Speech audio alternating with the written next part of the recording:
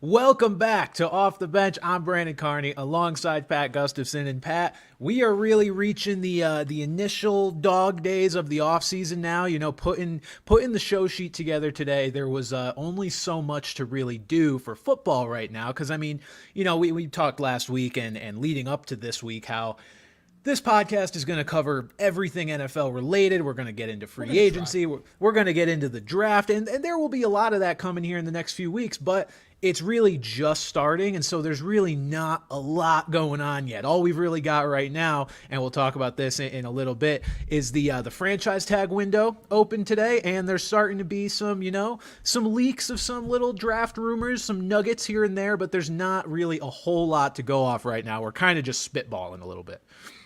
We're still so early here. What do we have, like a week and a half until free agency? Free agency is March 13th, so we've got like 3 weeks. Yeah, that feels like an eternity. Yeah, we've got a little bit. So I mean, look, once free agency starts, the floodgates definitely open because that will tell us, you know, obviously we'll be reacting to those moves in themselves, but also it'll frame kind of what some of these teams are going to do in the draft. Anyone that signs, you know, Kirk Cousins probably isn't going to spend a high pick on a quarterback, things of that nature. But we'll get into that when we get into that. Pat, for now, honestly, some of the things that we are going to react to, or I guess some of the things to talk about, and we'll get into some free agent stuff here in a few minutes. But Pat, NBA All-Star Weekend was fucking brutal. How much of it did you catch? Did you catch any of it? I caught an unfortunate amount of it, honestly. Me too. I watched the entire All-Star game at a at a viewing. You wouldn't have caught me dead watching a minute of it. What kind of psychopath holds a viewing for the All-Star game? Tim, if you're listening, you're being called out here, but he just wants to see his friends.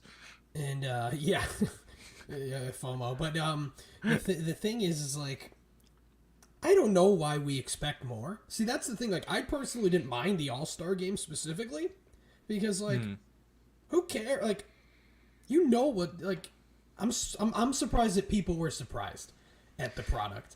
Like, we know that these are guys that are just hot dogging it. They're not going to play defense, but I think it's pretty cool to see, you know, the best 15 or so players in the NBA, you know, hit half-court shots and dunk and Nikola Jokic make layups. But yeah, if they're actually looking for this to be a serious product, though, they are going to have to figure something out. And honestly, even the skill competition the skills night kind of blew too. Yeah, like, it wasn't definitely a whole lot wasn't of great stuff besides a little white boy dazzling Mac the screens yet McClung. again. Mac McClung. I saw somebody tweet that they pull Mac McClung out like a circus animal for All-Star Weekend every year. Like, he doesn't. This dude gets no NBA PT. He just exists in the G League, and then they bust him out for All-Star Weekend. Like, hey, everybody, look at the elephant with two trunks or whatever the fuck they're using him as. Yeah, I agree with you. Like, the All-Star game, I guess I don't agree with you in the sense that I feel like they need to figure out how to do something for the All-Star game because, like, I honestly, Pat, you know, being so deep into football and so just not really following the NBA, I didn't realize that they had changed the format again. I remember recently, or at least a couple years back, they had done the Elam ending, which kind of created some more competitiveness, at least at the end of the game, because there was like a target score and just the players actually were going at each other a little bit.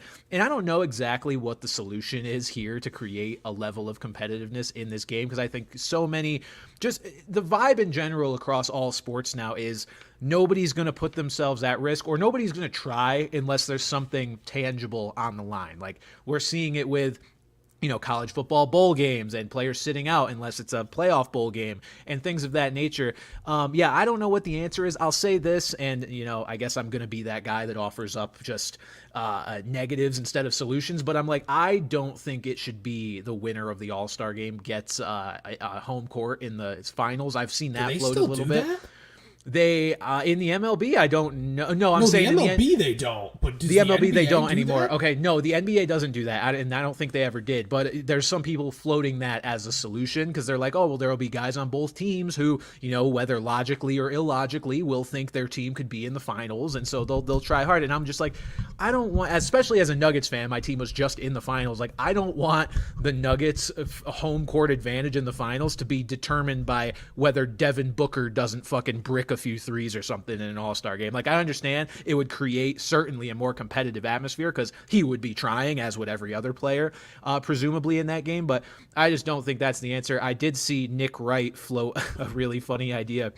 He was like, having money as an incentive in these games is one thing. Like, these guys are super rich, whatever. But he was like, we should have, to actually incentivize it, because they're all rich already, put the money in bags on the baseline of the game, and then they could just get bags of cash at the end, and that way there's something that they're tangibly looking at and seeing. He's like, we'd have to implement a whole nother layer of security in this arena if that was what they decided to do. But I was like, that's a really funny idea to just be like, have it be like Squid Game style, where there's just like a giant thing of money hanging above, and if you win, you get it immediately. I like that idea. But yeah, in general, it's super lackluster.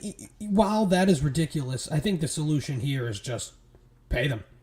Give them I know a lot of contracts have incentives that'll go up if you make the All-Star team, but like, just pay them straight up. Like, the league will give you a stipend, whatever, if you make the All-Star team. Because the thing about the NBA too is, out of all the major sports, that's the one the most where All-Stars like counts a lot towards legacy. Mm-hmm. Yeah, like, you'll never hear MLB pundits saying like, "Oh, this guy made the All-Star team 7 times, so he should be in the Hall of Fame." Like, no, you don't hear that. And you don't hear that quite as much in the NFL either. But in the NBA, I feel like it matters the most. So I feel like you need, like, this needs to still happen. Like, this needs to be a thing. But outside of just paying them, I don't know what you can really do to incentivize them to show some effort. I mean, I still thought it was entertaining, but like, if you were looking for a quality basketball game, you were just watching the wrong thing, and you honestly should have known that. Yeah, I mean, I think it's hard, especially for like casual followers, kind of like myself, as far as the All-Star game is concerned with the NBA, of like, they've jerked around the format now so many times, like, I don't know what to expect. I've seen it be competitive in the last few years, and then now it goes back to this kind of game. And yeah, while I like watching, the best players in the NBA, it's like the stuff they're doing really, not anyone, but like high-level basketball players at any level could do. Like, I can watch anybody pull up from half court and make, well, maybe not every time, but I could watch guys make open threes over and over, and you could go to, if you had this level of competitiveness at an LA Fitness gym, you could put up the same score and see the same style of play if you go to the right place. So it was a little rough, and I think you make a good point about paying the player, but you'd have to pay them for winning the All-Star game. That would be what it would incentivize, because I think if you just pay them for making the All-Star team, you're still at the point where so to win, you're still at the point where when the game tips off, I mean, they didn't have anything to play for. They've already been paid if it's just for getting there. But I agree with that. And I will say, from the All-Star weekend, 3-point contest was fine. It was standard. It was pretty good.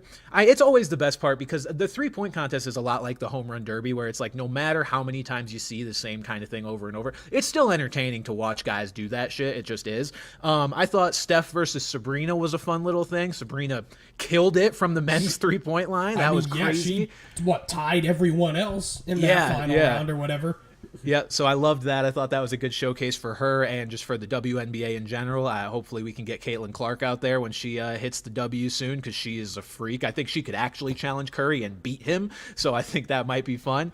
And then it just goes to show that Steph is just goated, man. Like, I mean, things we knew for 500, Alex. I know, but just time and time again, no matter this guy, I don't want to call him old, but starting to trend towards old. But this man will be in a wheelchair someday, just cashing threes. No, seriously. And the dunk contest was pitiful again, as it has been for years now.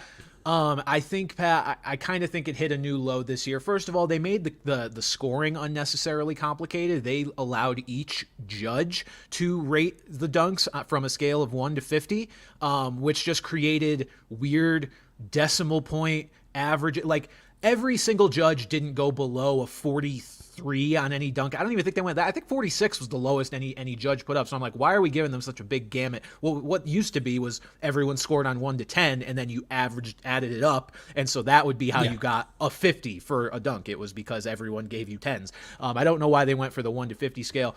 I'll say this. While it was good that Jaylen Brown did the dunk contest and actually put some star power in it, dude was garbage. And when it comes to people asking for stars to be in the dunk contest, I tweeted this as well because people were pissing me off about it. When we say we want stars in the dunk contest, it comes with the obvious prerequisite that we don't want them to attempt the most boring shit possible. Like, no, I don't want... I guess I kind of do want Nikola Jokic in the dunk contest, but no, I don't want Nikola Jokic in the dunk contest because I know that's not going to be entertaining. So no, we don't want stars for the sake of stars. We want stars that are going to come in, be willing to, be creative and have hops and all that. And Jaylen Brown's most notable moment was jumping over a dude who was 5'5", sitting down, and just the most boring basic dunk, and then pretending he covered his eyes after. It was really bad. Mac McClung was really the only thing that saved it. I give Jaylen Brown tons of props for doing what a star has been unwilling to do for at least a decade. I couldn't tell you exactly the last time, but even really back in our day, they're really the biggest star was just Dwight Howard. It was kind of just like Dwight Howard, and then you had your usual characters like Nate Robinson, Gerald Green, who were by no means stars. But now you're really scraping the bottom of the barrel. You literally have a G Leaguer who has won the dunk contest 2 years in a row. But oh god, I had something to say and then I forgot because this is what I do. But, fuck, had to do with the dunk contest. Oh, I see these videos on YouTube and I should write down who said it. But someone made the idea, make it 8 feet. Is there anything else we can truly see on 10 feet? No, probably not. If you think that making the hoop 8 foot would open the door for some things we've never seen before, then do it. But I think that's the other thing is they've just been doing this for so long. No matter how athletic these guys get, there's only so much stuff you can see. Aaron Gordon, the under the legs, or Gerald Green blowing out the candle on the back of the rim. There's only so much more we can see now. And I just it's set up to fail. I don't think, since the Gordon-Levine showdown, I think it is basically just set up to fail because it will never be as good as that. Dwayne Wade killed the dunk contest, and I will forever say that because as a judge, when he screwed Aaron Gordon out of that title, I think that not only pissed Aaron Gordon off, I think that just cursed the dunk contest in general. Jaylen Brown, look, I kept seeing people say oh, you can't criticize Jaylen Brown when you've all been asking for stars to do the dunk contest forever. Sure, yeah, you could do both. Props for putting yourself out there, I guess, but not every star is going to be subjected to the same sort of criticism that we're giving Jaylen Brown if you just kind of do the bare minimum of creativity. I don't know what Jaylen Brown, you used to have Zach LaVine and Aaron Gordon talking about how they were planning their dunks out for weeks beforehand. I feel Jaylen just kind of showed up and just tried stuff, and it wasn't really all that cool. He did not study for the exam. Mac McClung's always studying for the exam. So shout out to our circus animal that they bust out every year for. Remember when he was at Georgetown and everyone in the Big East hated him? Yep, Georgetown, and then he went off to Texas Tech, killed it for a little bit, and now is just in the G League and dunks the ball sometimes. But that was NBA All-Star Weekend. Pat, Daytona 500, I know that's your thing. I wanted to ask you about it. I know nothing about what happened, but the floor is yours. How was that event? I know it got postponed for a day. Well, that is a cursed event. There's rain there every year. Every fucking year there's rain there, but... I hate the kind of racing that they have at Daytona. It's called super speedway racing, where there's a pack, there's a draft. There's only 4 races it on the schedule, and I hate it because it just turns into a demolition derby. This is NASCAR's Super Bowl to start the season. You had a very successful Netflix series that probably brought in new viewers. So all they see now is that your biggest race, your crown jewel race, is who can miss the carnage, who could not become a part-time astronaut, basically, in this thing. And it's a joke. I was at the end of the race, I was just I was just almost embarrassed. That's not NASCAR. That is not NASCAR to me, but that said, I'm really glad it's back. But yeah, I hated it. I hated it. All right. I didn't know that was kind of where it stood. So that's interesting. See, guys, this is what we try to provide you on this podcast is insight and opinions on sports you wouldn't even think about necessarily. I like the old man sports. Yeah, Pat is our Tune in resident for more golf NASCAR takes expert. next week. Oh, there will be golf takes for sure. But look, on tap for today is our free agent preview. We're just going to kind of go through some of the biggest names here on the NFL free agent market for, again, our actual free agency kicks off on March 13th in about 3 weeks. So we'll go through some of the biggest names just to give you guys a primer, a little refresher. And we're also going to get into a little fantasy football related draft. Now, what we're going to do is basically take players who are free agents and put them into what we believe are their ideal fantasy football spots, but we're going to do it draft style. So once I, choose Saquon Barkley to go somewhere that I think will be his ideal fit, Pat cannot select Saquon Barkley to a different team or something to that effect. So basically, we are combining our powers to create a cumulative sort of these are their best fits. And also we're going to be realistic about it. We're not going to, it seems very likely at this point that T. Higgins and Michael Pittman Jr. are going to be franchise tagged. So even though their Vegas Raiders, even though their ideal landing spots may be elsewhere than Cincinnati or Indianapolis, especially for T. Higgins, who's just going to be in Jamar Chase's shadow for the rest of his life, I guess. Even though their ideal spots may be elsewhere, we're not probably going to pick them. But stay tuned. We'll see. Pat, let's get into the news and notes of the week. And hey, I'll hit the sound effect. Good evening. I'm Ron Burgundy, and this is what's happening in your world tonight. I was going to remind you if you didn't do it. It's easier to have a news segment now that we're like out of season, because when we're in season, it's just everything. Now you can like categorize things a little bit easier. So yes, there are some pieces of news to talk about, Pat. First on our ledger here, this is groundbreaking, absolutely catastrophic, massive news. Justin Fields has unfollowed the Chicago Bears on Instagram. I don't know how this isn't the top headline on CNN, on Fox News, just everywhere. I don't know why I didn't get sort of one of those like Amber Alert type notifications where your phone just fucking buzzes and scares the shit out of you. I kind of thought that's what would happen, but they should have one of those for players on follow. I know there's a Twitter account, I believe. Is there? Like that's great. I love that. But yeah, look, Justin Fields unfollows the Bears on Instagram, and it's stupid. It's definitely a stupid thing, but it is at least reflective of something that we kind of knew was going to happen anyway, which is Justin Fields is not going to be a Chicago Bear for very much longer. It's very much trending toward Caleb Williams being the Bears' #1 pick in the upcoming draft, and there was plenty of discussion leading up to, I guess, this moment where people weren't sure which one the Bears were going to trade. They certainly weren't going to keep Fields and draft Williams. They were either going to trade Fields or trade the pick. Seems like they're certainly at this point going to trade Fields, and this unfollow is just a product of that. Pat, what do you make of this beyond just the obvious? These guys are such trolls, man. They know what they're doing. They know what they're doing. They're like, oh, no one's going to see this. Like, yeah, people are going to fucking see it. But no, I don't think it's indicative of whether he's happy there or not. I've said it time and time again that I don't think he's going to be there.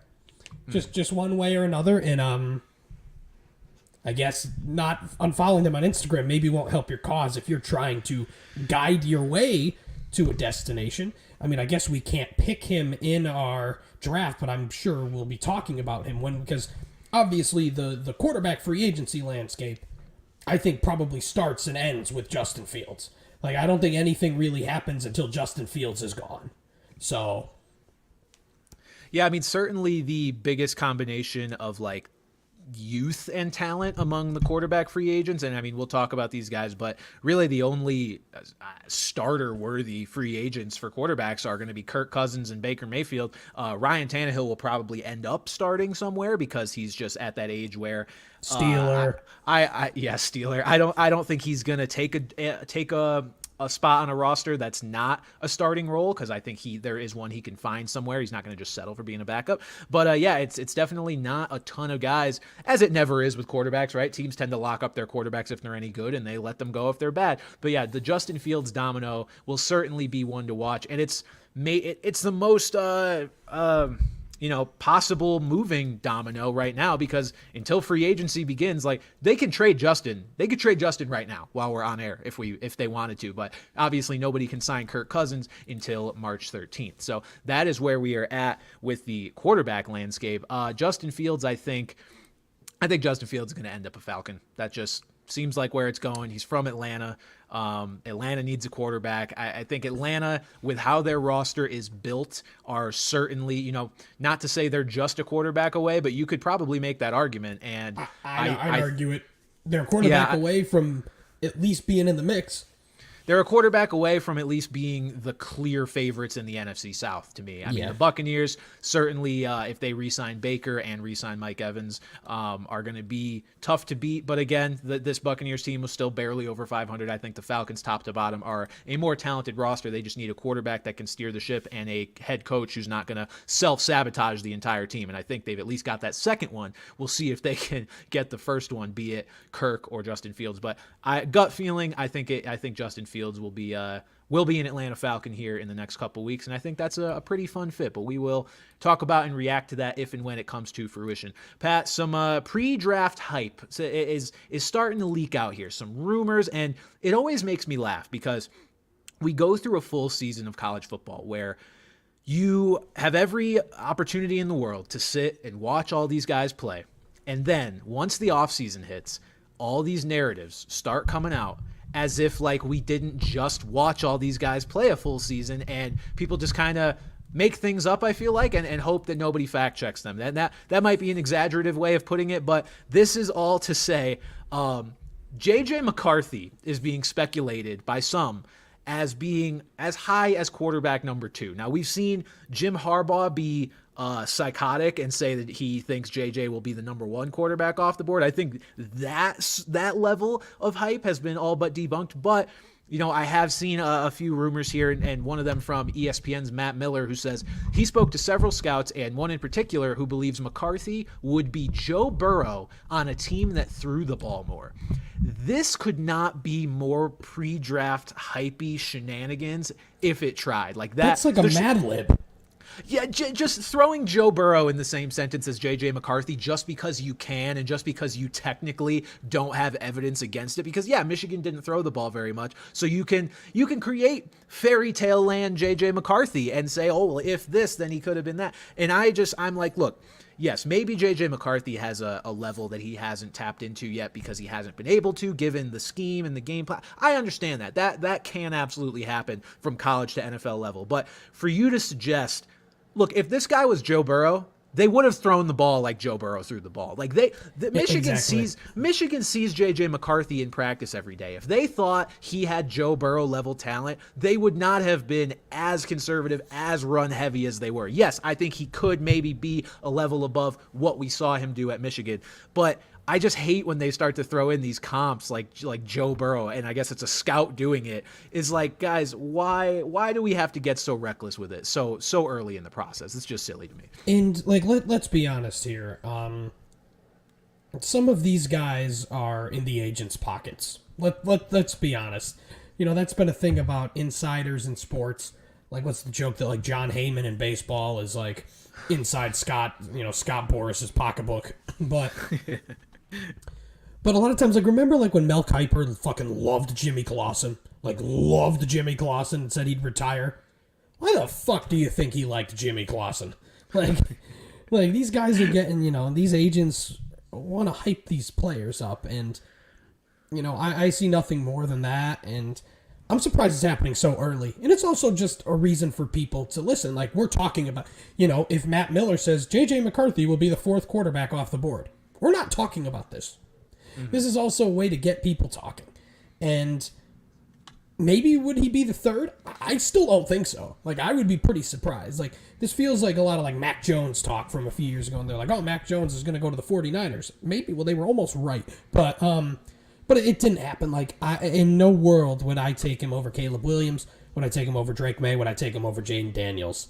And, yeah, it's just a whole lot of nothing. And I pointed out in our sheet that didn't this happen with Will Levis, except it was way closer to the draft. Like, it was like the day before. His odds like shot to like his odds to go number 2 like skyrocketed.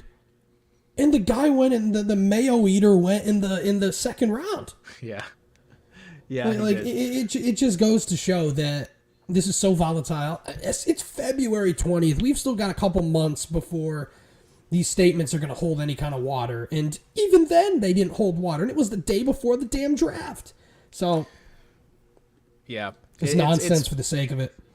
It's very interesting to me, though, because, again, this, if we are to believe Matt Miller, which I have no reason not to, this information is coming from a scout, which isn't necessarily someone that I don't think would have an agent, completely associated with them. Like, when this stuff comes from... Scout can tell you don't have to report it. That is true. That is true. But assuming a scout did say that, I'm like, man, these guys are already just thinking themselves, excuse me, into a circle here, just because it's the off season. And I know that once I know that once the off season hits, you have more time to study some of these things and maybe give things more context. But I also think you can go a little too far the other direction. And yeah, it just all feels like peak pre-draft overthinking. I think McCarthy is fine as QB4, which is what we believed he was all this time. Anything beyond that feels a little disingenuous, and I wouldn't be surprised to see, or I wouldn't think it was wrong if like Bo Nix or Michael Penix went above him either. Could be a possibility once draft time gets here, but again, we've got so much Stetson time. Bennett was elderly, man. Bo Nix is like... I know. I don't think Bo Nix is a guy. Bo Nix was in college pre-COVID, wasn't he? Yeah. Oh, 1,000%. Yeah. I think he played in college at the same time as Justin Herbert did. There might have been black and white TVs when he was in college. Let's see. Auburn freshman in 2019. Yeah. So yeah, the year before COVID. 1986, back when the football was actual pigskin. Is it actual pigskin still now? I don't know. I have no idea. No way. Anyway, all right, we'll move on from this and keep tabs on these draft rumors as more and more of them pop up. But Pat, speaking Let's of create a mediocre draft quarterbacks. rumor.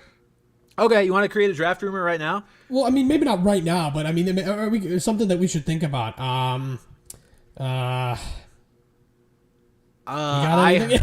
I Chat, heard any ideas? I heard that Bo Nix said Mark Davis is ugly. Oh man, I'm tweeting it. that's what I heard. Anyway, source tells off the bench. Here we go. Yeah. Get your tweet out. The NFL prospect, Oregon QB Bo Nix. Follow me on Twitter at PJ Gustafson. Called Raiders owner Mark Davis, quote, ugly. Ugly. Greatly diminishing the odds of Nix wearing the silver and black. Oh, that's great. That's great. Just stereotypical reporter talk right there. Well, yeah. That. I mean, I did this for a brief amount of time. I know, as did I. It sounds painfully familiar. Let's see. Let me just. A source tells off the bench, or should I put the source part at the end? However you think it's structured the best. I'll allow you to make that judgment. What's a source tells off the bench with Benchwarmer brand. There you go. Credit me. Yeah. Credit the pod, because some big NFL account tried to credit me for something the other day, and it did not tag me correctly. We're gonna be on like Dov Kleeman's feed. Fucking oh god, I don't even know if he's real. He's the Dov Kleeman's AI. Fuck that guy. Anyway, speaking of the silver and black and mediocre quarterbacks, Pat, we've got some news here about Jimmy Garoppolo. Jimmy Garoppolo's apparently juicing. My man got a 2-game suspension. My for man's got Botox. Like drugs. That's all it was. When I saw the report that it was like his contract could be greatly affected or like voided by the fact that he took performance enhancing drugs, I was like, the Raiders slipped that shit in his coffee, no question about it. Like they're like, we are getting out of this dude's contract no matter what it takes. We will slip some HGH into this man's little morning latte from the Raiders cafeteria. If he's anything like Tom Brady, his morning carrot and celery juice, But so apparently what it was is that he was taking an illegal substance, but the NFL could approve it if you can prove that medically you need it, which he just didn't do. Like it just blows my mind how Well, one, like, just in general, when these guys get popped for steroids and they say, like, oh, I put something into my body and I wasn't aware of what it was. Are you serious? Yeah. Well, like, yeah. say that is true. What are you doing? Like, what are you doing? Like, you know that something like this could tarnish your reputation, could greatly affect your career. You need to know every single ingredient and every single thing that you are putting into your body as a professional athlete. But that kind of goes on a different story where I guess Jimmy G was just lazy or he just didn't know it was illegal maybe. But again, if he didn't know it was illegal, check it out. All you got to do is ask, hey, is this illegal? Yes, but you can get it cleared. Okay. Jimmy G don't give a fuck no more. He knows his career's going down the tubes. He's in full send it mode. If it's a PED, it's a PED. If it's a Flintstones gummy, it's a Flintstone gummy. We'll figure out after the fact, after we get the positive test. But yeah, just one of the funnier headlines to see, because of all the players you would think are juicing, it is not Jimmy G. That is about and this the is going to bottom void third his of the guarantee. list. This is going to void his that's what I was referring to. Yeah, amazing. Yeah. So, I mean, look, very helpful for the Raiders, I guess. I'm thrilled. That's why, again, I think he might have had the drink spiked or something. But no, obviously that's not what happened. But, fortunate for the Raiders. And as for Jimmy G, we'll see where his career takes him next, because it seems like he is, clearly trending the wrong direction. We went from, oh, he's such a winner, like he can carry this, or he can drive this 49ers bus, and, he could get him to a, and now people realize what I knew the whole time, not to pat myself on the back. The guy's mid as fuck. He's just good if you put good weapons and good coaching around him. Shocker. Almost every quarterback with even remote NFL talent could put up okay numbers under those circumstances. Once you give him less than completely ideal, perfect circumstances, you see who he really is, which is garbage. So if he gets another starting job, no for that team. Come on. No, I mean eventually, not this offseason. Maybe by the Arthur Smith-led Steelers, but God, man, a quarterback room of Jimmy G, Mason Rudolph, and Kenny Pickett literally put me the fuck out to pasture and claw my eyes out with a spoon, because I will, to anyone that would have to subject themselves to that on a daily basis, from every Steelers coach, assistant, player, like, just gardener, equipment manager, God, prayers up to you if you ever had to see that in person. That is just pure pain. Pat, some important dates I want to touch on here, as we approach the sort of the real offseason. This is kind of the first show of the offseason, just to mention them. So I mentioned it briefly today, February 20th. The franchise tag window opens for teams, and this will remain open for 2 weeks until March 5th. So from today up until March 5th, you could see and will see a decent chunk of players get franchise tagged. I feel like we usually see around 5-ish, maybe more players get franchise tagged. It varies offseason to offseason. And everybody hates it. And everybody hates it. Yeah, I mean, the franchise tag concept in itself is completely whack, but that's, not besides the point, but just not what I'm talking about right now. What we will see, just to, I guess, prime people for what news they'll see over the next, 2 weeks or so, notice how the day that I'm saying this, there have been no franchise tags. We'll probably see more of them closer to the actual deadline for it, and we'll talk to you guys about some of the players who are likely to have that happen. Or, the day after we record. Or the day after we record. Yeah, as soon as we go off air, there's going to be 6 franchise tags that come through immediately, and I will throw this episode into the sun. No, keep an eye on that, and we will react to those as they come through. Hopefully we get, 1 or 2 before next week's episode, just to give us an idea of where some of these guys stand. But those are the franchise tag dates. Opens today, February 20th, and closes March 5th, so in about 2 weeks. March 13th, free agency officially begins. So again, in about 3 weeks, we'll be talking about actual free agency. Actually, I guess that's a little over 3 weeks, man. Fuck this. Takes too long. Yeah. And then April 25th to 27th will be the NFL draft. So that's the framework of the key dates of the offseason right now. Push through people. Yeah. And so, that's just, that's what we'll be talking about and leading into as we go here over the next few weeks. But Pat, let's get into the notable free agents of this offseason. Now, we're not going to make predictions about everybody, but we can here and there where we deem appropriate. So I'll go position by position here. Quite frankly, I'm not going to go through every position on the defense, because this is also largely a fantasy football show, so we care a little bit more about the offensive guys. But I will mention a bunch of the defensive standouts. It just won't be positionally. So quarterbacks, start there. Of them too. There is a good amount of very expected high impact players on the defensive side.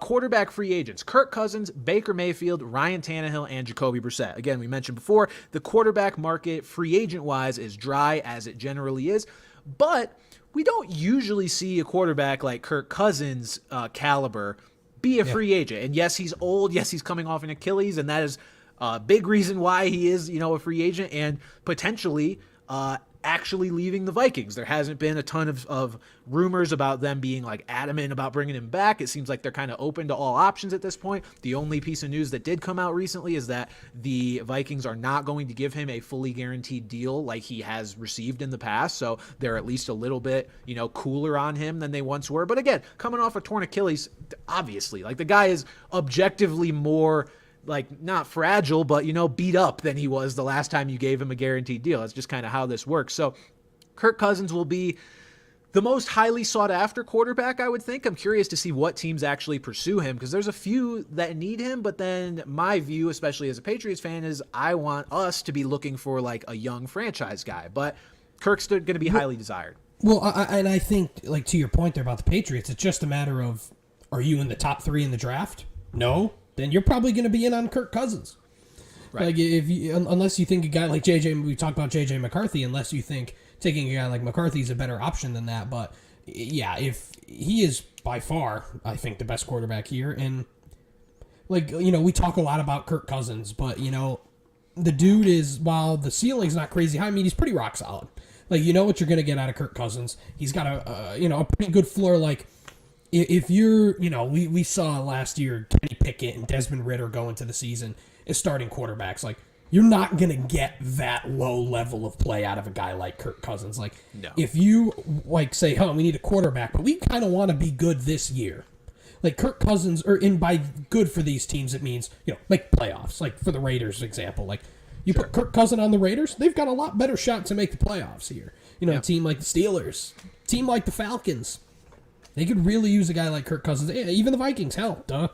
Yeah, just keep him where he is. Kirk Cousins definitely the headliner of the free agent quarterbacks. Baker Mayfield not far behind, but I think we kind of expect him to remain in Tampa. That's not a sure thing at this point, but Tampa has the money. They don't particularly have other good options for the quarterback position right now. They seem to like Kyle Trask last year. I feel like what Baker did this year has hopefully put the Trask, the Trask train to bed here. Trains off the Trask. Leave it. Fuck, that is not what I was going for. Maybe it was subconsciously. Anyway, I think Baker will end up being the Bucs quarterback, so there's not much speculation I'm going to do right now about him going elsewhere. And then, look, Tannehill, the rumors have been that he could reunite with Arthur Smith in Pittsburgh. One, gross, but two, improvement at least. Like that is better, I think, than Mason Rudolph and Kenny Pickett. I'd rather have Ryan Tannehill over anyone on that roster, which does not include Mitch Trubisky anymore. They cut him. Yeah, fair enough. I just think the Steelers, regardless of if they do or don't get Ryan Tannehill, are not going to be a super fun team to watch. Are they a team that could backdoor their way into the playoffs if Ryan Tannehill is stable? Sure. They have Mike Tomlin. They have a great defense. They do this shit all the time. But are they going to be a team that I think is a legitimate contender in any sense of the word? Absolutely not. They're going to need to find their quarterback of the future at some point. But they're kind of in that perfect spot to get a vet like this, because they're not in a place where they're going to have a high draft pick, and so they can, bring in Tannehill and then maybe spend a second rounder on Penix if they want to, or even a later pick on, and just, really throw a dart. I know there's the kid from Tulane whose name escapes me right now, but he's got some buzz. That's going to be the Steelers' kind of path forward for right now. And then Jacoby Brissett, just another name that we're familiar with. We'll see if he lands somewhere that he can compete for a starting job. He's always a guy that, again, unlike, you mentioned Ridder and Pickett, like, I don't think that anywhere Jacoby Brissett goes, if he stumbles into a starting job, Jacoby Brissett's never going to be the worst starting quarterback in the league. Like, he's probably never going to be bottom 5. Like, he's always he's good enough, for a team that needs a warm body. I consider, like, him and Gardner Minshew are kind of in the same class of, like, really solid backups that just, look at the Colts. Like, Anthony Richardson goes down, Gardner Minshew's there. We've seen Jacoby Brissett step up for numerous teams in the past when quarterbacks have gone down. So he's just dependable. He's not going to light it up, but he's dependable. And Like the Browns probably wish they had Jacoby Brissett this year. Oh, instead yeah. of their, regardless of what Joe Flacco did there. And Joe Flacco as well is a free agent, I guess. Sure is. I wonder if someone will bite and give him a roster spot, you'd think, but I wonder if anyone is truly going to give Joe Flacco a roster spot with the intention of him competing for a starting quarterback. As fun as that was, I really hope not. Yeah, I mean, look, that was more of a fun story with a sprinkle of actual production than it was pure production and being like, oh, this guy can still, lead a team and really be one of the top 10 or 15 quarterbacks. Like, no, he threw some deep touchdowns. He threw a bunch of picks. It was all a semblance of a guy with nothing to lose on a very good team. And he loves David Njoku. David Njoku's going to be like holding the boombox outside Joe Flacco's house. Like, please come back. I don't care who our quarterback. I just want it to be you. I don't want Deshaun.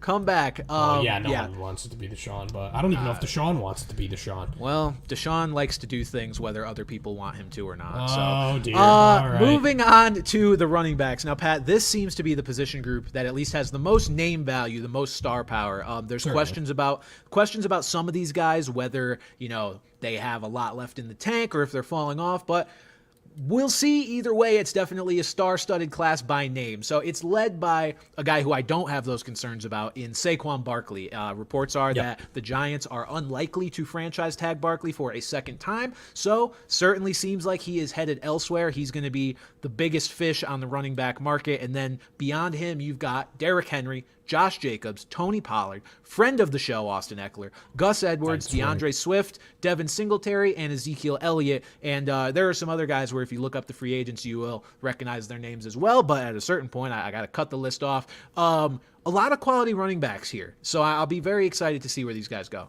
Yeah, and in a lot of teams that could use one. Obviously the teams, if these guys all depart, most teams are going to need running backs. And we're talking about this draft as being like a paradise for skill position players. That's mainly quarterbacks and wide receivers. Like the running backs aren't quite on par with those positions. And we've also seen in the NFL the days of the bell cow running back are kind of drifting out. So, a lot of teams you may think they have a running back like, oh, that guy can handle the backfield. For example, like Rachaad White in Tampa Bay. Like, oh, we saw him do it, but if you can go and get a good complimentary running back, take some load off him, why not? So I think, you're going to have to look past all of like the conventional spots because you just never know. Realistically, almost any team in the league could probably use some depth at running back.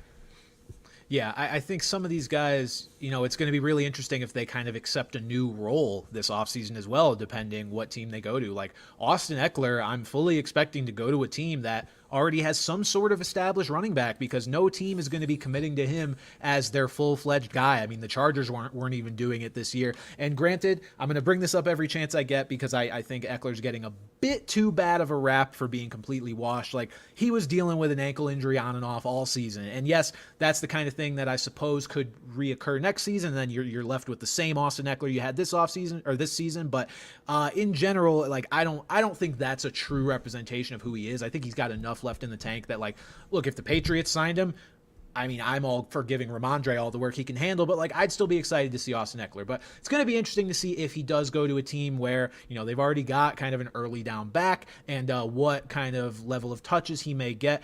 Derrick Henry's another one, Pat. I mean, Derrick Henry, I believe, led the league again in total carries this year. But now that he's heading likely elsewhere, he kind of had that goodbye, with Tennessee at the end of the year. Yeah.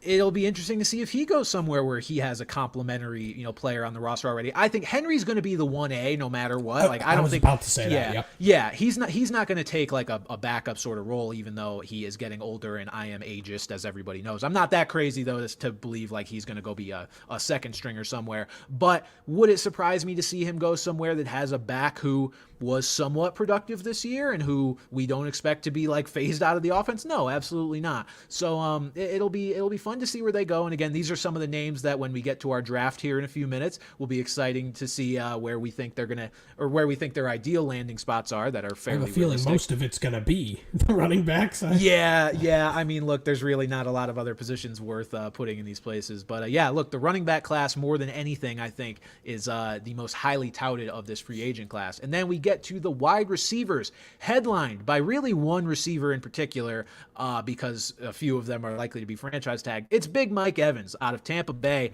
A billion straight 1,000-yard seasons. The guy is as good as they come. He's a first ballot Hall of Famer, and it seems like there is a real chance he ends up somewhere other than Tampa Bay this offseason. Certainly Tampa Bay is going to make an effort to re-sign him, but they've been making those efforts to some extent, for a year now, and they were unable to come to an agreement.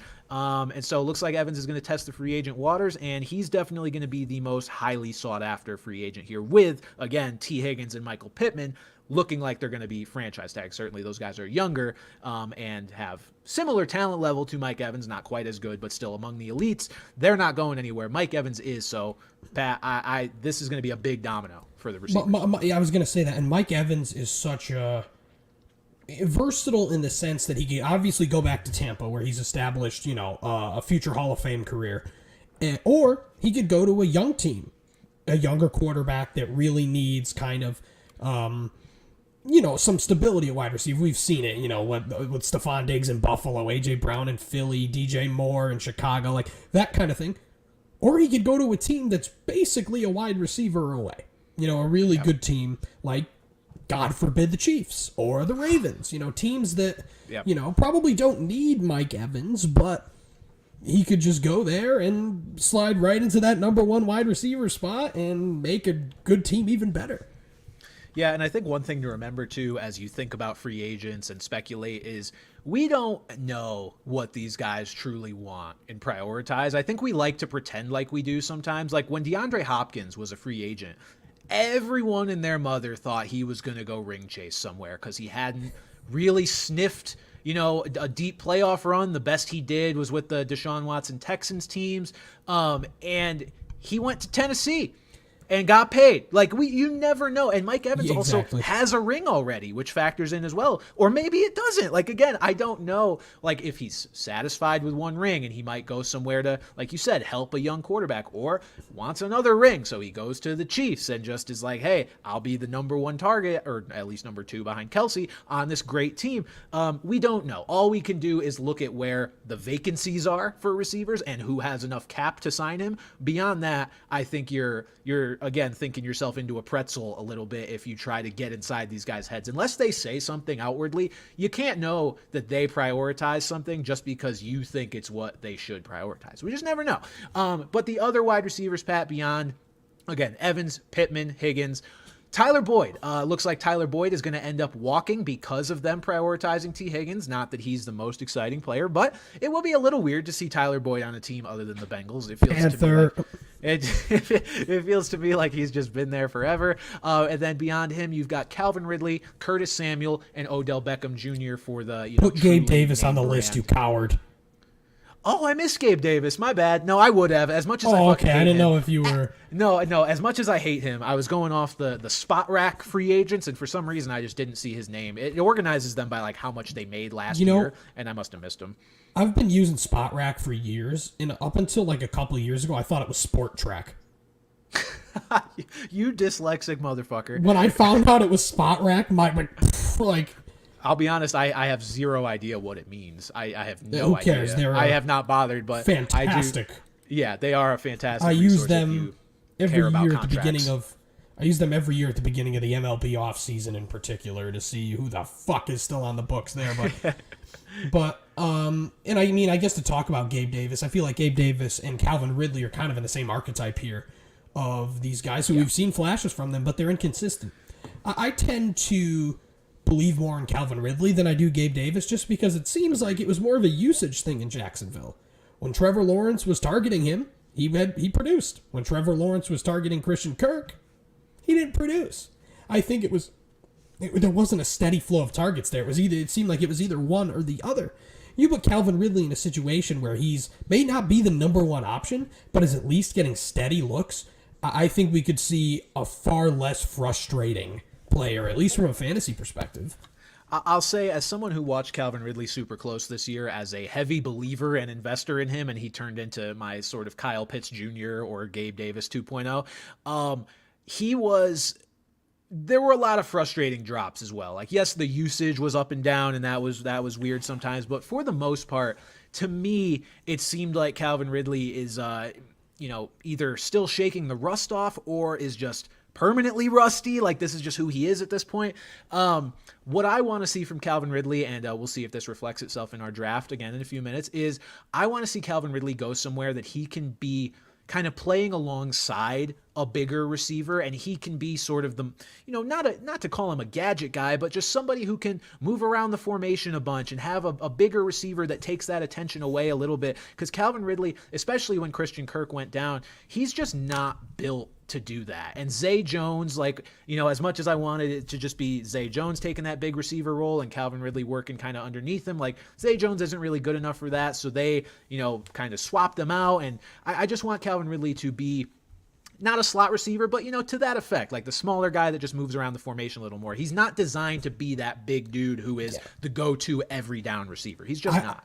I would certainly like to see him as well as the true number 2, as opposed to Jacksonville, where he was kind of like I liked Christian Kirk better going into the year, but kind of like, it was more of a 1A, 1B kind of deal. Like, I would like him to go somewhere where it is like clear. Kansas City. I think he'd be great in Kansas City, for example. Where he is clearly the number 2 priority in that passing game. Yeah, and with Patrick Mahomes, too, that things are just going to be opened up so much more on that offense. But yes, decent receivers here available. And we'll move on to tight ends here really quick. There's actually a decent chunk of notable tight ends here that are going to be available as well, 2 of them from the New England Patriots. You've got Hunter Henry, Dalton Schultz, Gerald Everett, Mike Gesicki, and Noah Fant. All 5 of those guys have the potential to be fantasy relevant depending on their landing spot. They also all have the potential to be completely unworthy of being drafted in fantasy football. I was going to say, were you reading, the real life free agency, or were you just reading, the free agent market on a given week? That's the... I mean, granted, Hunter Henry was pretty solid. Touchdown dependent, but somewhat solid. And then Dalton Schultz had his moments, but besides that, man... That is just the king of the bye week streamers, and man, they are the streamers. At least from a fantasy perspective. But I guess the guy that I'm most intrigued about here is Mike Gesicki, just because we saw him as such a dynamic guy where people were like, "Oh, he's basically a wide receiver," play in the slot. But and then it goes to New England where it's like people were like, "Oh, it's Rob Gronkowski and that other guy 2.0." Redacted. And I don't think that was really ever going to work. So I would like to see him go to a place where he's going to be more prominently featured in the passing game. But these guys are all like you said, we've seen stuff from Noah Fant. Every year it's you want Gerald Everett to be good. And you look across the league, I made a list here of teams who could probably use one. This was just off the cuff. I put down 13 of 32 teams that could probably get a tight end. Realistically, there's probably 20 because of now as well, complementary pieces and stuff like that. It's gonna be a mess, and it's gonna be hilarious to see where some of these guys end up. And if you pick a tight end in our draft, then you're nasty for that. You're nasty for that. I'm not doing it. I have one designated for a location. We'll see if I end up actually picking him. But all right, we'll move on. Brandon, talk about defensive players. I've been literally holding it for the last 50 minutes. So, Pat and his bladder issues. So defensively, look, there's a lot of really good free agents this year. Chris Jones, certainly the headliner of that group, and he's a complicated situation because he had that, mini holdout situation leading into this season where I believe he missed the first game and then signed on. He says he wants to stay. He's not likely to be tagged because it would be $32 million if he got tagged. Now, you might be asking yourself, well, Bran, what's the reason for that? The franchise tag rules are that the tag is worth either the average salary of the top 5 highest paid players at the position, or it's 120% of the previous year's salary, whichever number is greater. Now, for Chris Jones, the 120% is greater. It's 120% of, I believe he had a $26 million cap hit this past year, so that takes it to $32 million. So the Chiefs, in all likelihood, are not going to tag him because it would simply be too expensive. And even though he wants to stay, it wouldn't be surprising to see him go just to wherever is going to pay him the most. He's also got a couple rings under his belt. Again, I'm not going to speculate as to what Chris Jones wants to prioritize in free agency, but he does have those rings, so could potentially maybe be a factor. Who knows? He's definitely the biggest headliner. Pat, welcome back. Yeah, I mean, I was listening the whole time at least, but yeah, in theory he wants to come back, and in theory they want him to come back, but could that come at the cost of a guy like L'Jarius Sneed? Or, getting a more established weapon alongside Travis Kelce for Patrick Mahomes? Like, sure, Chris Jones is great. Chris Jones is probably the best defensive tackle in the game, either him or Aaron Donald these days. Of course you want him, but is that true? Is that going to mess with the rest of your roster construction? I mean, it's the Chiefs. I'm sure they'll figure it out either way, but it begs the question. We will see what this alleged Patrick Mahomes contract restructure that he talked about ends up freeing up for them. But it certainly seems like $1. It certainly seems like even if and when that happens, the Chiefs will probably have to make a choice between Sneed and Chris Jones. It's hard to see them getting both, especially if they want to add, a receiver like we mentioned. And they're going to have to add some kind of receiver, regardless of what level of talent it is, whether it's Mike Evans or it's Josh Reynolds. They got to fucking do something. So we'll see. And then just to go down the other notable defensive players, you've got Josh Allen, Justin Madubuike, Brian Burns, Christian Wilkins, Danielle Hunter, Jalen Johnson, L'Jarius Sneed, Antoine Winfield Jr., Chase Young, Leonard Williams, and again, the list goes on. You can look up the full list of free agents if you want. There are a lot of franchise tag candidates here. So that's one thing to note. Like this free agent class, when we're sitting here on March 13th, I'd say at least half these guys might be off the list. Yeah. Certainly, we would expect Josh Allen and Brian Burns to be off that list. Those guys are indispensable for their teams. And there have been reports as well that the Bucs are planning on tagging Antoine Winfield, who I believe was first-team All-Pro this year, despite not making the Pro Bowl because the Pro Bowl. But so that's another just obvious tag there. But yeah, a lot of really solid guys here. But you know the meme where it's like all like the guys and the soldiers and then the clown. Yeah, it feels like Chase Young is the clown here on that list of because outside of that man's rookie year, he has just been a rotational piece. But I mean, I'm sure some team will ride the potential there. But like when San Francisco got him, everyone's like, "Oh my God, what else how much help does Brock Purdy need?" And it's admittedly, I felt that way, and I was very incorrect. And they got him to be a rotational piece, and that's exactly what he was. You also did not put Clelin Ferrell on this list. I couldn't help but notice. Fellow 49er, so maybe you could draft him. We could do him in the draft, okay? Yeah, I'm not going to be doing that. But yeah, you mentioned the clown soldiering. That was also how I felt putting Odell in the wide receivers group. But we didn't shit on him enough. Maybe we'll shit on him in the draft when we pick someone else. These guys who just are pure name value at this point. Chase Young, I think, at least has... Chase Young's whole problem is his motor. Like, he's still the same dude. He's still the same athlete. By all accounts, he's just fucking lazy sometimes. So, like, at least... What the hell? Yeah, at least there's still, like, a ceiling of production for him there. Odell is old and washed and did not deserve $15 million.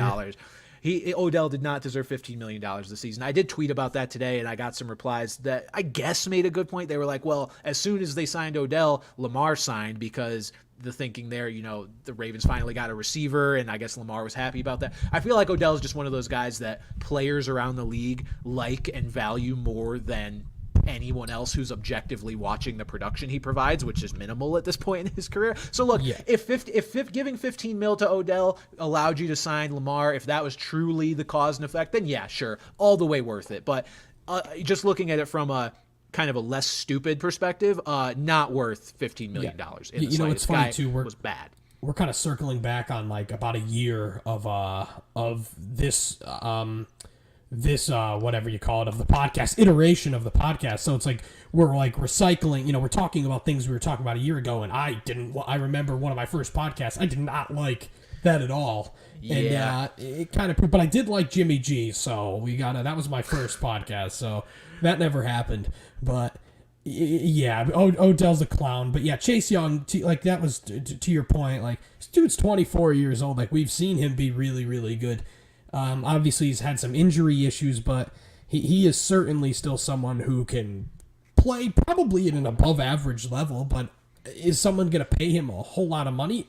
I hope not.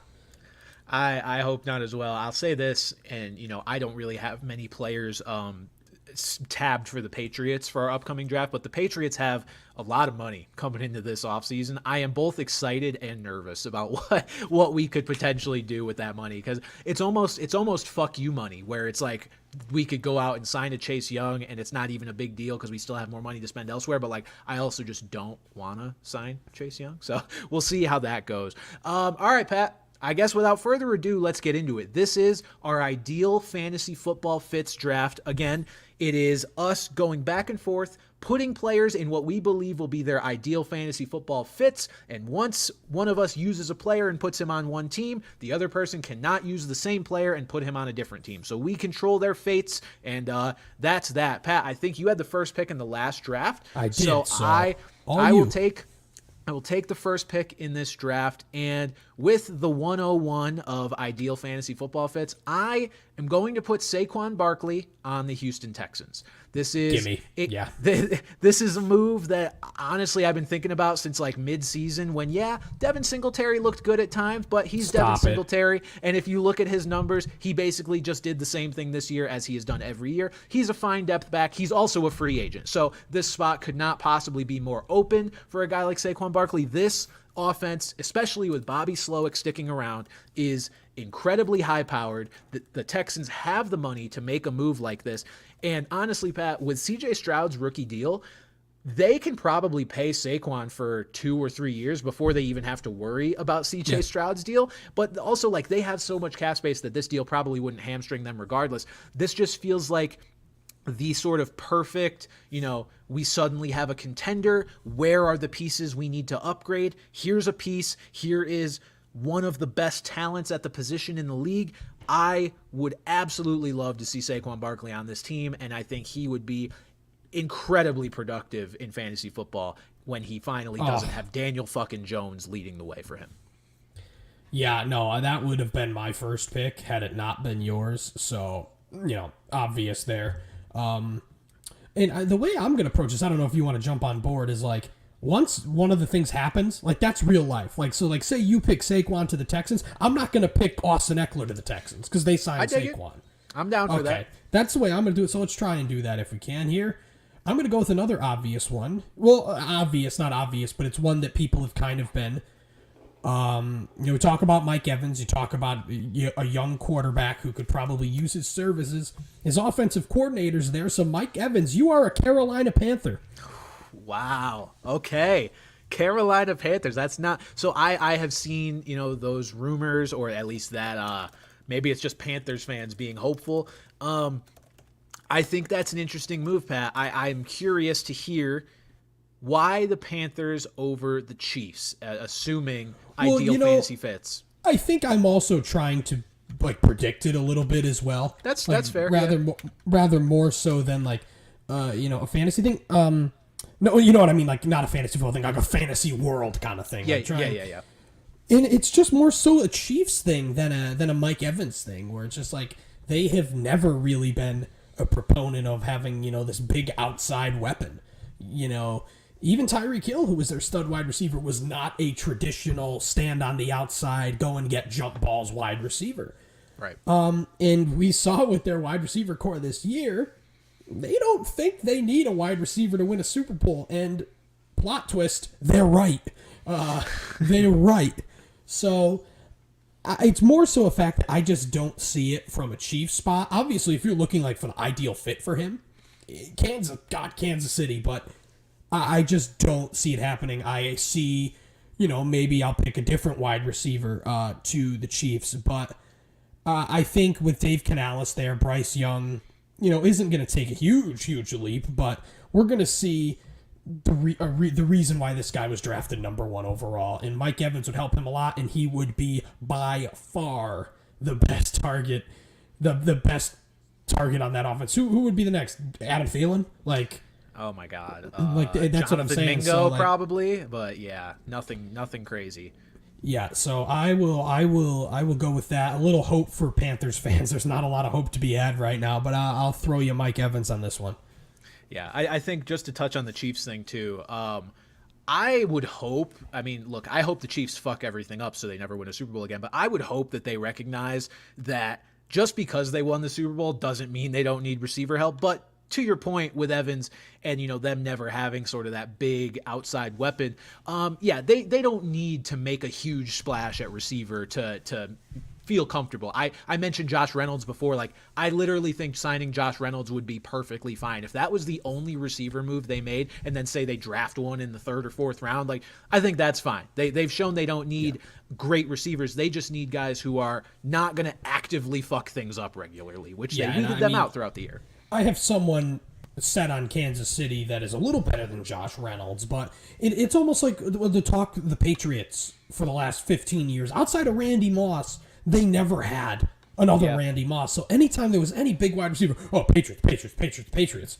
And it just never happened. Or it would happen, 5 years after their prime. Rest in peace, Demarius Thomas, Julio Jones. Thomas never even played, but, guys like that, like they never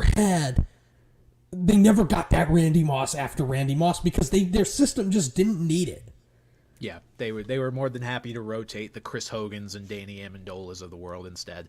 Okay, with my second pick in this draft, I'm gonna create the fit that people have talked about for honestly a couple of years now. It's come up in trade rumors at the trade deadline. It is Derrick Henry to the Baltimore Ravens, and you talk about the Ravens, not running the ball enough in the playoff game against the Chiefs. I dare you to not run the ball enough when you have Derrick Henry on your roster. The Ravens have both J.K. Dobbins and Gus Edwards are free agents. I could very easily see both of them being let go. We are also at the point now where we are not betting on getting anything from J.K. Dobbins, as sad as it is to say. I hope he recovers, but it's just not a player you're banking on.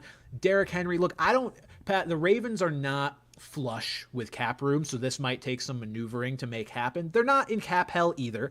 But purely from a fit perspective and a potentially realistic perspective, I am going Derrick Henry to the Ravens. Yes, he'll have to compete with having a running quarterback on his team, which will maybe hurt his fantasy value a little bit, but just in terms of being on a team that is going to have so many scoring opportunities, I think this late in Henry's career, this is the right spot for him. He's going to have guys on the team with him that can kind of open things up a little bit. It's not going to – you can't put 10 guys in the box against a Lamar Jackson Ravens team. He will make you pay. So I like this fit for Henry. Yeah, and I think Derrick Henry's interesting because I think he can go – there are obviously, like any team, but – there's been a lot of talk about Philadelphia in the past. There was the rumor that he was traded, like it was going to happen.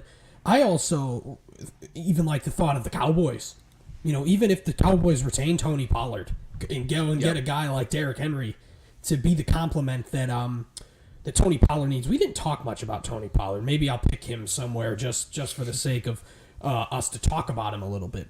But yeah, I've been cucked twice. I mean, I guess I could have just taken Henry the first time, but I digress.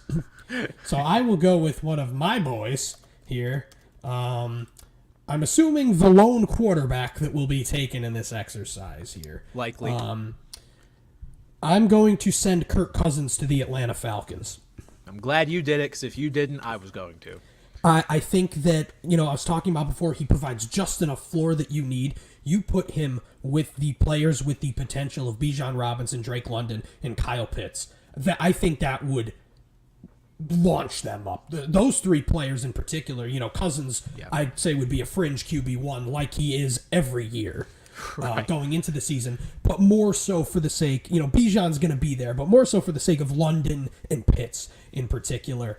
We've just seen such bad QB play in Atlanta there, and I think they just need to make a better move, but at the same time a safer move too. Like, you think of Kirk Cousins as more of a safer move here.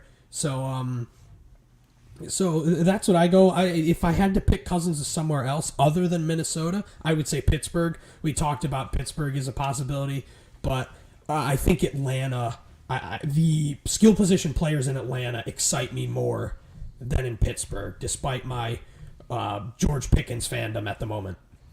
Yeah, I think that's a good fit. And I mentioned before how my prediction is that Justin Fields goes to the Falcons. Just for the sake of this exercise, obviously we're not using Justin Fields. Look, if it's not Fields, I think it should be Cousins. I think the Falcons will get one of these two guys, leaning Fields for now, but honestly, it's not by much. And Pat, this is the kind of signing that, like, I don't know if the Falcons would go this direction. I believe they're sitting with the number, 8 pick in the draft. Number 8. I don't know that they would go this direction, but like they could sign Kirk Cousins and then draft a guy like J.J. McCarthy at 8. We slandered McCarthy earlier. Look, as long as he's the 4th quarterback off the board, I'm fine. I think he's got a real chance to be good in the NFL. I just don't think he's the prospect that those guys are. Like, that's a move you can make and have McCarthy sit behind Kirk for a year or two and see where it gets you. And in the interim, you've got Kirk leading a contender potentially. Or, hear me out, Brock Bowers. God, Brock Bowers and Kyle Pitts on the same team, man. Just all the generational tight end prospects. Atlanta. that would be fun. There's your real Gronk and Hernandez, even from like a play style perspective. I feel like that would be lit. No, I like this pick though. Kirk to Atlanta is great for all parties involved. With my next pick, I am going to reassign my boy Calvin Ridley to somewhere that I think his talents can shine a little bit more. It's inside the division.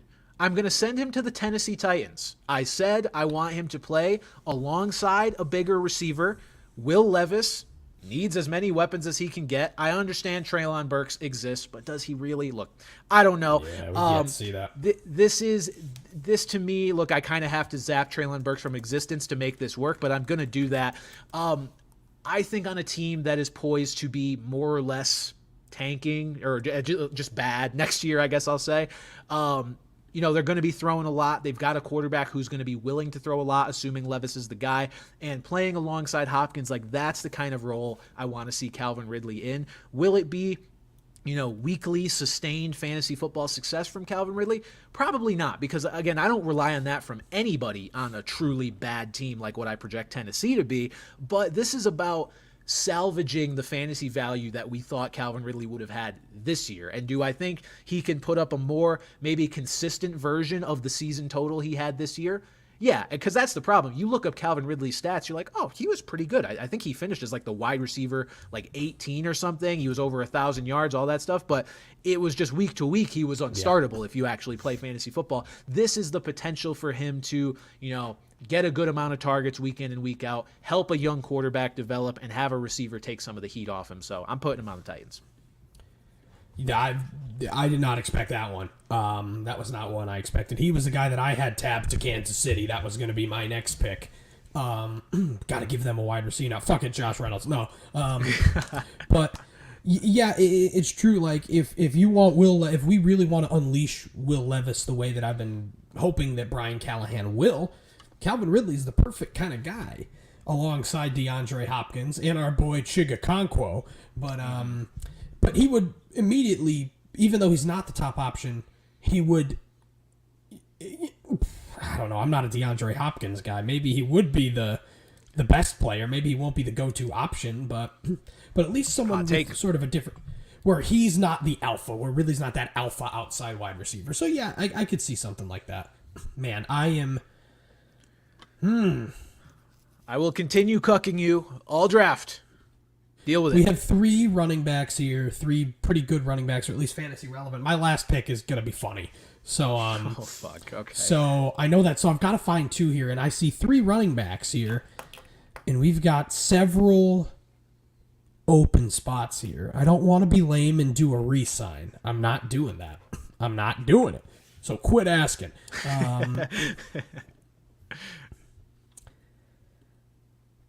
Okay, fine. Odell Beckham to the Sun. No. Okay. I was like, what is he about to say? Even just mid-sentence. I was like, Odell, what the fuck? Maybe I'll just predict T. Higgins's T. Higgins franchise tag? Yeah. Do I just take my 5th round pick right now just for the sake of it? Because I don't know what else I want to do. Fuck it. We talked about how the Chargers are kind of in cap hell. Oh, boy. I don't believe this will be their only running back signing, but I think Greg Roman's going to reunite with his boy Gus Edwards this offseason. I don't think that's a bad pick. A cheap option. I believe they will certainly bring someone in as a compliment, not Austin Eckler. I don't think Austin Eckler would work in that kind of role. He seems to be done there. Friend of the podcast, by the way. But if they are trying to get someone in for the cheap who can really work in Greg Roman's system, that offense should be good. In theory, with Harbaugh and Herbert and the gang there. A lot of goal line opportunities, and that's our boy Gus's thing. So that was going to be kind of my troll pick there at the end. But I will do it now because I have no fucking idea what else to do. No, I thought about that one. The only reason I didn't have that down is because my heart is still set on Blake Corum going to the Chargers. But again, that's something we have to wait until the draft to see if it happens. And that is, again, something that, like, if we do see Gus Edwards sign with the Chargers when free agency opens, that probably renders that pretty unlikely. I mean, look, Corum's going to be a sort of a mid-round pick anyway, so maybe it doesn't render it impossible. But I don't think it certainly less logical, I guess, at least to an extent. Okay, with my next pick, you're making me not want to do a re-sign now because I thought about it. I have one re-sign on here. Oh, do it. If you think that's going to be the real impact move, I thought about it, but just looking at those three running backs who obviously we know are Josh Jacobs, Tony Pollard, and Austin Eckler, I just didn't want to put them back on their teams. That's why I didn't do it. So if you want to do it, do it.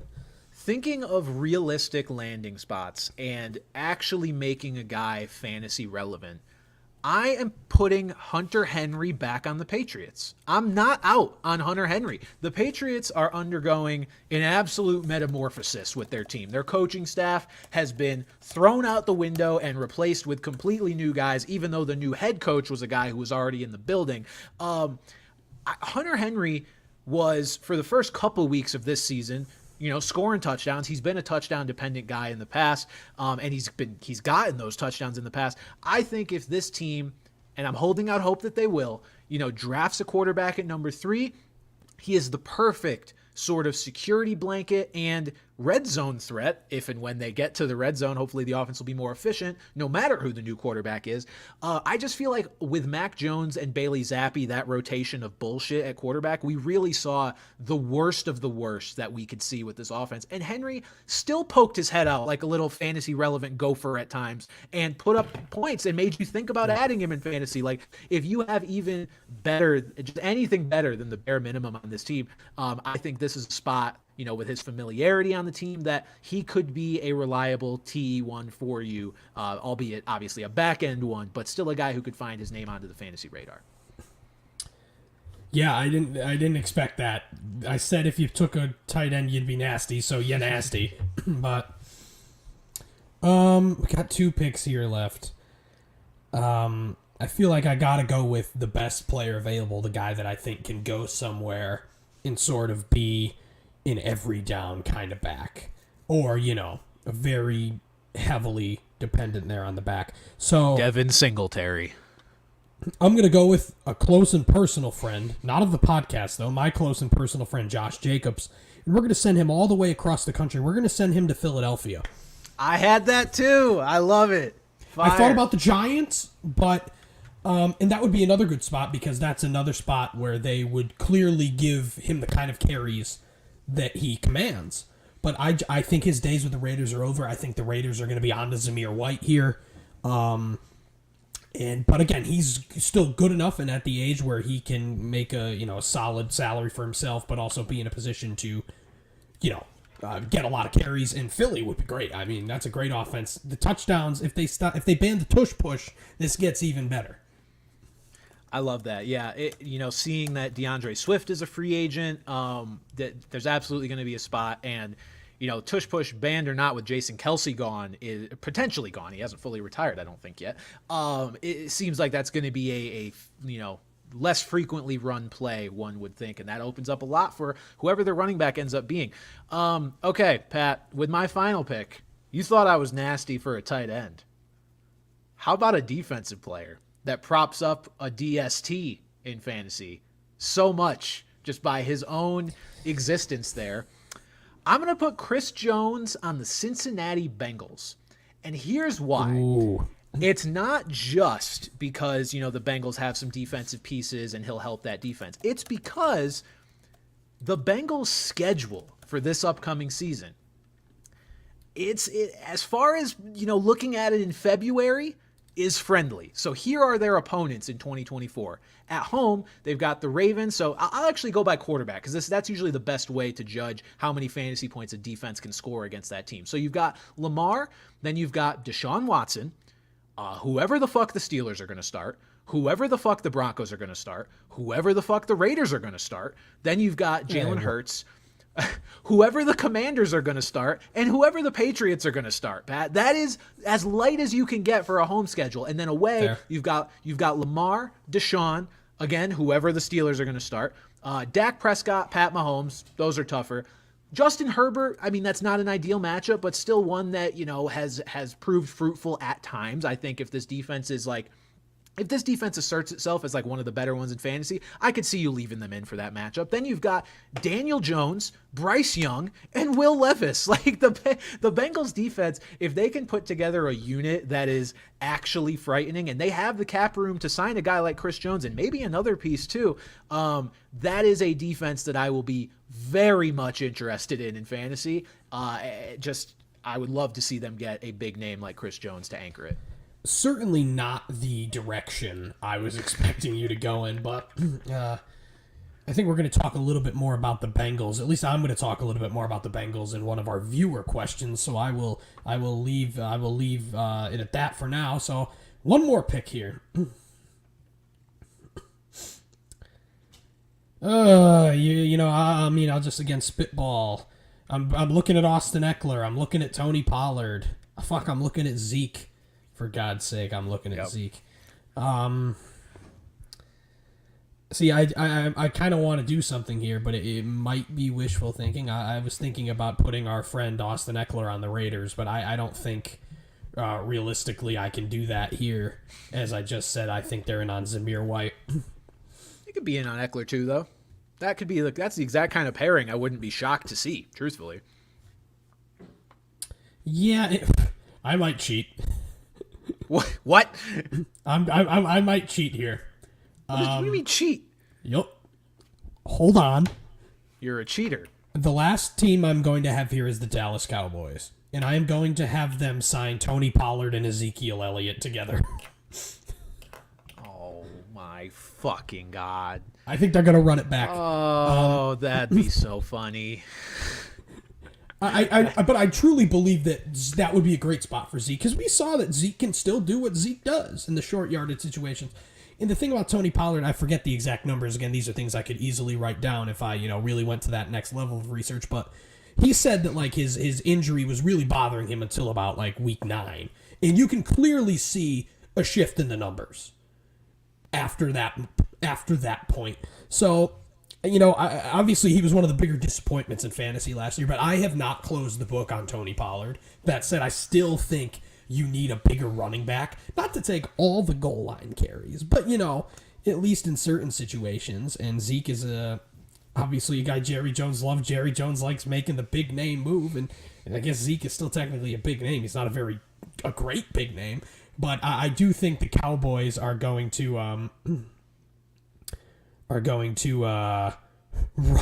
run it back to a couple of years ago with the duo of Pollard and Zeke.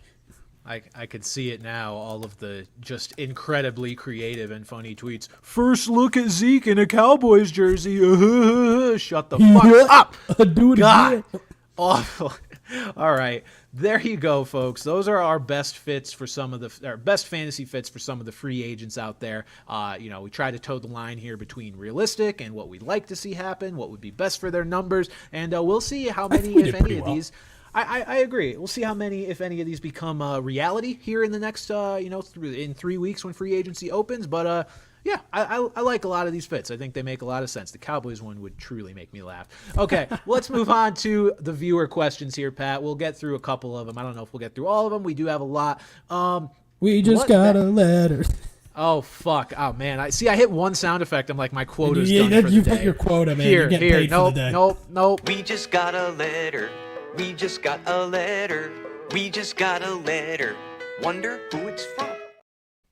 Thank you, Steve from Blues Clues and Pat for reminding me. Okay, what Pat bad from Blue's NFL Clues. team? What bad NFL team, Chargers excluded, will most likely become competitive the quickest? I think obviously the Chargers were the very obvious pick because of them signing Jim Harbaugh. Pat, do you have initial thoughts on this? I think I know who I'm going to go with here. There's one team, like I'm looking at a last place team, but I don't consider them bad per se. So I don't really want to pick them. I'm going to say the Atlanta Falcons because I don't think they were a fucking good team. I mean, I guess it's kind of cheating again because what were they, like 7-10 or something disgusting, or I don't know, but I do not consider them a contender. Do not consider them a contender, but I'll go there. I'll go there because honestly, there's a last place team. But spoiler alert, we have a last place team question. But I don't think that team was bad, so I'm not gonna go with them. That's fair. I think I'm going to go. Do I want to screw it? I'll put just unwarranted faith in this team. I'll go with the Chicago Bears. I'll say that.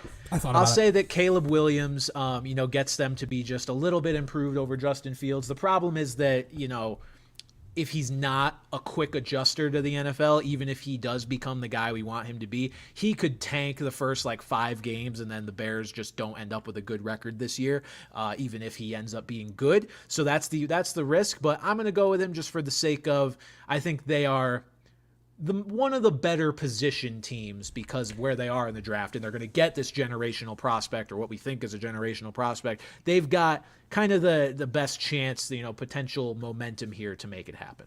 DJ Moore, Montez Sweat, yeah, they've got some nice players there. I thought about it. Yeah. Next question. This question is just mock draft episode ? Yes, there will be one likely eventually. We're going to wait till the draft gets a little bit closer. Can Miami win a Super Bowl with Tua? I think they are close. This question from Doug Miranda 72. No. Yeah, I'm also going to say no just because look at the 49ers. Like I kind of liken Tua to Brock Purdy in terms of their true ceiling. And they got to the Super Bowl, but San Francisco is a machine. We've talked about it, how that, that is a system like the Patriots were in the past, for example. Like the Dolphins don't have that yet. If the Dolphins can establish that, then maybe they'll have a shot. But no, I think they can get damn close. They can win the AFC with Tua, perhaps. But I don't know if they're going to be able to get the job done with him, no. I saw this tweet that brought up sort of a conversation like this about, just the vast majority of Super Bowl winning teams have truly elite, eventual Hall of Fame level quarterbacks. And yes, there are the exceptions. Joe Flacco. No, there are the exceptions like Nick Foles, like Joe Flacco. But from a process perspective, you are not doing yourself any favors if you try to be the 1 or 2 out of every 10 versus being the 8 out of every 10 that is teams with an elite quarterback. Yeah, the Dolphins could be the 2 out of 10 and be that team that wins a Super Bowl without an elite quarterback, but I'm not going to bet on it, especially not in the AFC where Tua's not even a top 5 quarterback in his own conference. That team could win the conference by virtue of the rest of their players, but it doesn't seem like great odds to me. Next question. Who will go from worst to first next year and vice versa? Pat, I think I know who you were talking about from going worst to first. It's the Cincinnati Bengals. Yeah, I mean, they the fact that they were still kind of competitive, even with Jake Browning, and they had a tough start with Joe Burrow too, but they finally started clicking. I think if, Burrow goes into the full season healthy, remember Burrow had that injury in training camp as well, I think you get a full season of healthy Burrow. Even though the Ravens are going to be damn good again, too, but I think the Bengals, at least, I don't know if I'm necessarily going to predict them to go worst to first, but I think they certainly have the best chance. Yeah, I mean, look, as of right now, I don't think that's a bad prediction at all. They kind of had the division, in the palm of their hand for as long as Burrow's been quarterback, and this year was the first year. I think I'll go through year by year just to confirm this. So the Bengals won the division in 2022, won the division in 2021. And let's see, 2020, was this pre-Burrow? This was ACL Burrow, I think. Was this when Burrow got hurt? But yeah, basically when Burrow played 10 games. Yeah, when Burrow's been healthy, this has been their division. So I think that's almost like a safe bet. Obviously the Ravens are great, but it's as good of a bet for going worst to first as you can get. And then I'm just going to agree with you on that, Pat. So let's go. What team do we think is going to go from first to worst? Because I guess that can happen too. The Bucks.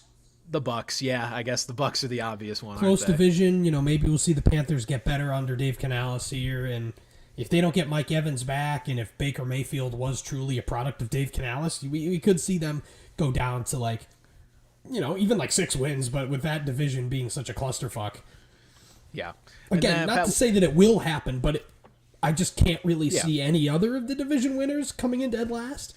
No, I agree. It would be something that you can't really predict that would cause that. It would be, a Bengals Joe Burrow season-ending injury, something to that effect to one of these teams' quarterbacks if it was to happen. And we are not in the business of predicting those kind of things because what the fuck? Absolutely not. What would be wrong with us if we did that? Pat, we'll skip one of these questions and save it for next week, and we'll finish out with favorite pizza in Connecticut. This question from Jim A. James. I am a firm supporter of Connecticut being the pizza capital of the United States. Specifically New Haven. The pizza Specifically capital. New Haven. So Pat, do you have a go-to spot in Connecticut that's your favorite? I think I've just been to Pepe so much more often than the other two really big ones. Sally's was fucking nuts, so good, so good. But I think the fact that there are Pepe's, I live about 45 minutes, maybe a little less from New Haven, so it's not convenient. But there's Pepe's, there's a couple Pepe's within 20 minutes of me, so it's just been more convenient. But so I guess I'll go with Pepe's just out of convenience. But they are all very similar and so fucking good. There is a specific type of pizza that I like in Connecticut, and apparently it's not widely known elsewhere. So, I like Pepe's, don't get me wrong, but it's not my favorite. It's called a New England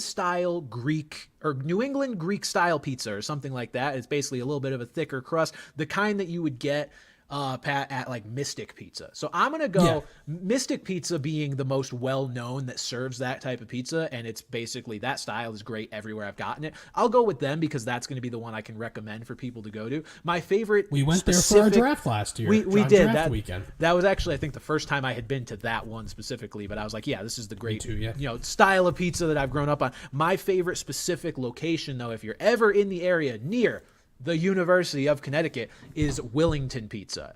Same exact style, super dope vibe in there, bunch of antiques and stuff. But yeah, look, Connecticut is the pizza capital. I will stand by that. Superior pizza. The only other state I will even let have a say is New York. Anywhere else, shut the fuck up. New Jersey's got solid pizza too, but outside of Yeah. the Doofenshmirtz looking ass tri-state area, I'm gonna have to put my foot down. Yeah, and you folks in Chicago with your fucking calzones and pies and whatever the Oh, fuck I mean, you that's have. delicious. Deep dish pizza's Yeah, delicious. sure, It's just but not it's its really own pizza. Thing. It's its own thing. It's is a hot dog a sandwich? No, it's its own thing, but it's fine. Okay, great question there, by the way. I'm very much a Connecticut fantastic. pizza. I'm fat. He used to be fat, so food is a great topic.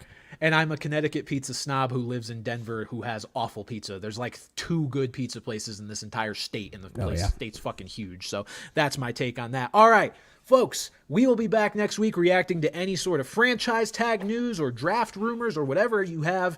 Send us your suggestions for any other segments you might want to see on the show, and obviously send us viewer questions, as you always do, as I procure them every Monday. But that'll do it for this episode of Off the Bench. For Pat Gustafson, I'm Brandon Carney, and we'll see you guys next week.